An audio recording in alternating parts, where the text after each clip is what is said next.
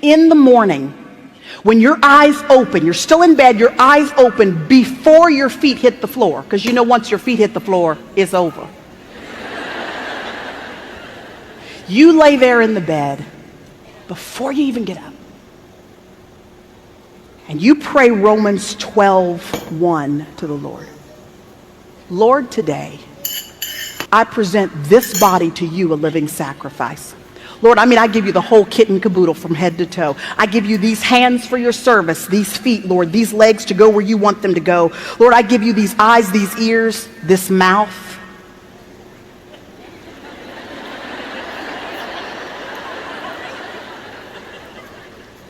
And I offer it to you, Lord, a living sacrifice. God, I know that I've got plans for the day. I've got a to-do list, but I know before the foundations of the world, you already had a schedule. And so, God, I submit to you for today. And Lord, here it is. Would you give me an awareness of your presence today? Lord, if you're moving in an unusual way, I don't want to miss it.